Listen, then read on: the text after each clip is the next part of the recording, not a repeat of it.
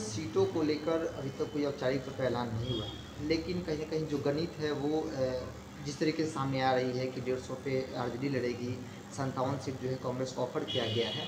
इन सभी चीज़ों के बावजूद आज मनोज झा का एक बयान आता है, उसमें कहीं न कहीं कांग्रेस पार्टी को वो कहते हैं कि 2-4 सीटें मैटर नहीं करती है। जिस तरीके से उसने बातें कही वैसा लगा कि कांग्रेस पार्टी ही इस तमाम मसलों को अटकाई हुई है सीट शेयरिंग को लेकर। क्या कहना चाहिए? देखिए, ऐसा है कि मनोज झा जी बड़े नेता हैं, मैं उनका बहुत सम्मान करता हूँ। लेकिन जो भी बातें उन्होंने कही है, हम लोगों के पास कोई इस ढंग का अभी तक ऑफ़र नहीं आया है, पहली बात।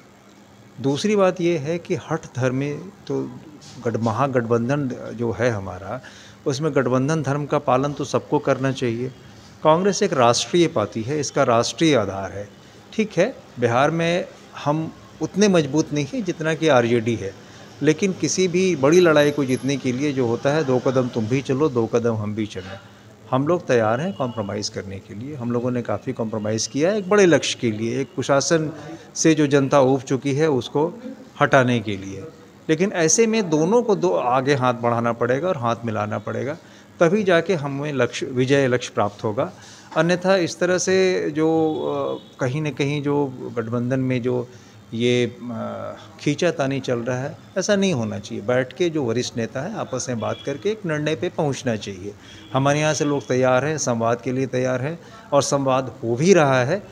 ऐसी परिस्थिति में हमको लगता है कि दोनों ही ओर से आगे बढ़ना चाहिए, किसी एक पे दोषारोपण न करते हुए, समय की नाजुकता को समझते हुए शीघ्र निर्णय लेना चाहिए। आरएलएसपी आज चले गए हाथी के साथ, बीएसपी के साथ, क्या लगता है उनके जाने से कोई फ़र्क पड़ेगा? कोई फ़र्क नहीं पड़ेगा, जिन जल्दी में थे जो चले गए।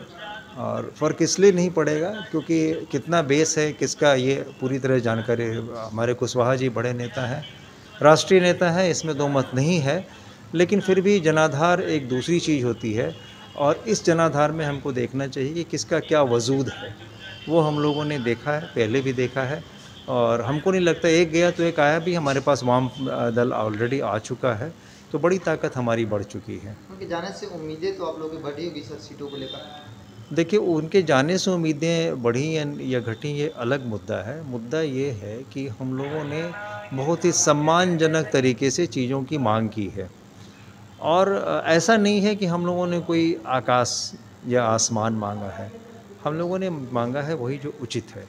तो हमको लगता है कि एक राष्ट्रीय पार्टी होने के नाते हम लोगों को पूरा सम्मान मिलना चाहिए और हमारे जो सहयोगी दल है उसको इस बात का ख्याल रखना चाहिए। बढ़ाएं अपना कदम सक्सेस की ओर शिखर करियर इंस्टीट्यूट के साथ। शिखर करियर इंस्टीट्यूट पूर्वी भारत में एकमात्र कोचिंग संस्थान जो एक्सक्लूसिवली है मेडिकल एंट्रेंस एग्जाम के लिए।